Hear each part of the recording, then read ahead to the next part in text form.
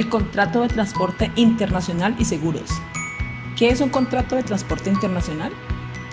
El contrato de transporte es un documento por el cual una parte se obliga frente a otra, por un precio acordado, a trasladar o transportar de un lugar a otro una mercancía para ponerla a disposición del destinatario en el lugar y en las condiciones pactadas por ambas partes. ¿Qué factores se deben tener en cuenta al negociar un flete? Al cotizar los fletes, se deben conocer las tarifas referenciales para el mercado internacional y variables como condiciones y características de la carga. De igual manera, la cantidad de envíos que se van a realizar y el modo de transporte, el tipo de producto, peso o cuidados que requiere y la frecuencia de los despachos. Cuando se negocian los fletes, se deben tener en cuenta aspectos como el volumen o la cantidad de contenedores que se van a enviar, la disponibilidad de los cupos, el itinerario o la descripción de las paradas que están autorizadas en el viaje. Además, se deben tener en cuenta que las empresas de transporte aéreo o marítimo hacen convenio de peso. A mayor volumen en el envío, baja el precio del flete. Algunas empresas suben las tarifas porque ponen a disposición del cliente nuevas frecuencias.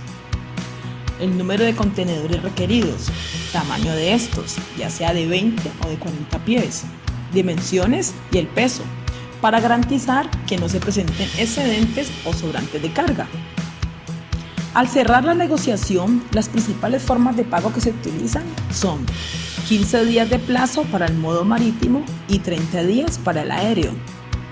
En la actualidad hay una tendencia que es pagar el flete en el país de destino y no en el país de origen, como es el caso de los negocios con el mercado estadounidense, debido a las fluctuaciones del dólar.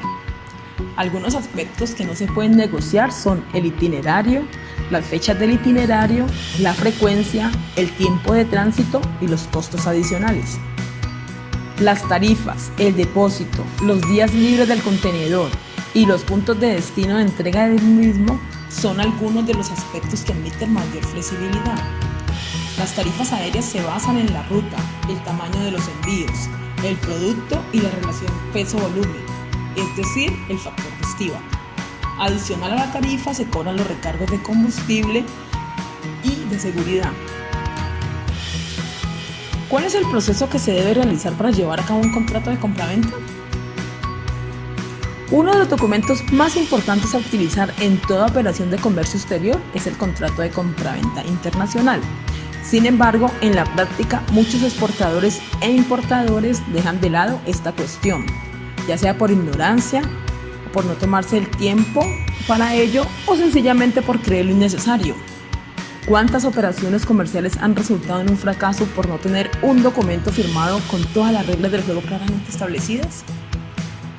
El contrato de compraventa internacional es aquel documento en el que se manifiesta el compromiso de cada una de las partes y las características de la negociación. Por ejemplo, las formas de pago, los precios, el producto y ante qué tribunales se somete el contrato en caso de controversia. En general, un contrato de compraventa internacional debe cumplir una serie de características, de entre las cuales las más importantes son las siguientes: nombre y dirección de las partes involucradas, incluyendo los representantes legales. Producto y sus especificaciones. Especificar de manera detallada el producto, su composición y características, muestras, tamaños y colores disponibles, etc. Características de exigencia del comprador. Cantidades bien detalladas. Valor total del contrato y de la mercancía. Términos de negociación internacional. Especificar el término importance a utilizar, el pago de impuestos, el lugar de despacho, los plazos de entrega, los seguros, si son envíos parciales o transbordos permitidos o no y en qué condiciones, el tipo de embalaje, las características del etiquetado, las formas de empacar, las condiciones de pago y los tribunales de controversias. ¿Quiénes intervienen en el contrato de transporte? El contrato de transporte internacional es un documento que crea un vínculo comercial entre dos partes para transportar de un lugar a otro una mercancía. Es crucial para las empresas de transporte de mercancías y en él intervienen tres agentes que se detallarán a continuación. Primero, el transportador, que es el que contrae la obligación del traslado. Segundo, el cargador, que es el que por cuenta propia o ajena encarga el traslado de personas o mercadería a un transportador. Y tercero y último, el consignatario o destinatario, que es la persona a quien se envían las mercancías. Una misma persona puede ser a la vez cargador y consignatario. ¿Qué documentación se debe contemplar en un contrato de transporte internacional? Pues existen varios documentos a tener en cuenta para realizar el contrato de compraventa internacional, como son la carta de porte por carretera.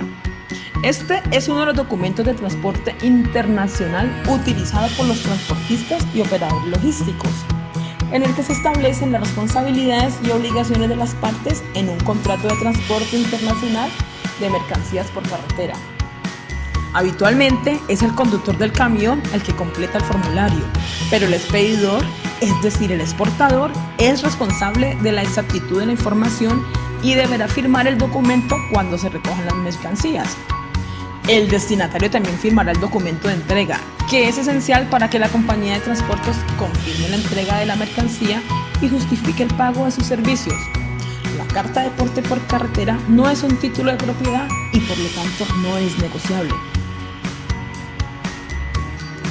Conocimiento de embarque.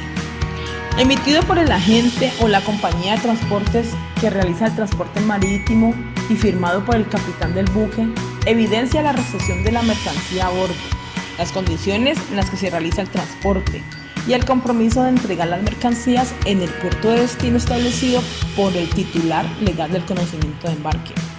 Por tanto, el conocimiento de embarque constituye el recibo de la mercancía y el contrato de transporte de las mercancías.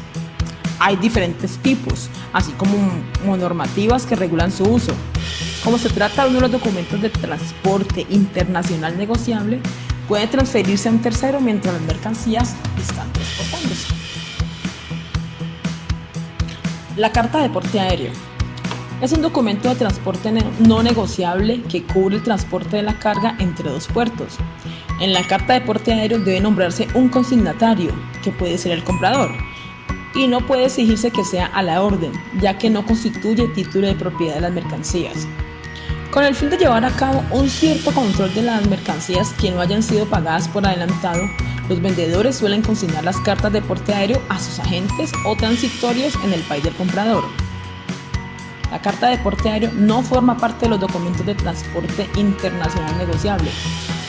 Solo indica la aceptación de las mercancías para el transporte. El conocimiento de embarque multimodal. Es un documento de transporte internacional que cubre dos o más modos de transporte, como por ejemplo el transporte por carretera y por mar.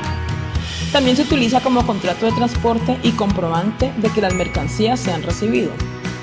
Cuando se emite a la orden, el conocimiento de embarque multimodal constituye título de propiedad de la mercancía y por tanto puede ser negociado. El certificado de seguro de transporte. Es un documento que indica el tipo y el importe de la cobertura de seguro en vigor para un envío concreto de mercancías a un país extranjero. El certificado incluye el nombre de la empresa aseguradora y las condiciones de cobertura del seguro. Es necesario presentar la copia original del certificado de seguro de transporte para realizar cualquier reclamación. Las copias de los documentos que deben presentarse en una demanda de seguro de transporte incluyen, además de la póliza o el certificado de seguro, la factura comercial, la lista de contenidos, el documento de transporte y un informe del siniestro que por lo general lo elabora el agente de seguro que tramita la reclamación. La factura comercial internacional es el documento administrativo que contiene toda la información de una venta internacional. Se detalla el concepto, la cantidad y el importe de los productos o servicios vendidos, las condiciones de entrega y de pago, así como los impuestos y demás gastos que genere la venta. Mediante un original, el importador declara ante la autoridad fiscal de su país el importe que debe abonar, a quién lo abona y la forma de pago que se ha concertado. Para el exportador supone la prueba documental de las ventas que ha realizado a mercados en el exterior. En las operaciones con terceros países, forma parte de la declaración aduanera, sobre la cual se debe abonar a la entrada de los productos en el país los impuestos y derechos arancelarios que se aplican. En las operaciones intracomunitarias, la factura comercial internacional sirve como declaración de la transacción y exoneración de los impuestos para el cumplimiento de las condiciones básicas en la liquidación de impuestos. La elabora el exportador y va dirigida al importador y a la aduana de exportaciones. La lista de contenidos es una versión más detallada de la factura comercial, pero sin información sobre los precios. Debe incluir, entre otros, los siguientes datos: número de factura, descripción y cantidad de la mercancía, el peso de la mercancía, el número de paquetes o bultos, así como su numeración y marcas de expedición. Una copia de la lista de contenidos se incluye en la propia expedición de las mercancías y otra copia se envía directamente al destinatario para ayudar en el control de la expedición cuando se reciben las mercancías. Lo elabora el exportador y va dirigido al importador, al transportista y a las aduanas de exportación e importación. La nota de entrega es un documento que acredita la entrega de una mercancía al comprador, que debe firmarlo para dejar constancia de que la mercancía se ha entregado correctamente. El uso del albarán de entrega no es obligatorio, si bien en el comercio exterior es muy habitual, sobre todo cuando el exportador entrega las mercancías en el país del vendedor y necesita un documento que pruebe la entrega. Entre los documentos de transporte internacional, el albarán de entrega tiene una doble función para el exportador: justificar la salida de los productos de su almacén y acreditar la entrega de los mismos al importador, por lo que es importante que le pida al transportista el ejemplar que ha firmado el importador. A este le sirve para comprobar que las mercancías que han recibido coinciden con las que figuran en la orden de pedido o en el contrato. Para la empresa transportista es el documento que prueba de la entrega de la mercancía.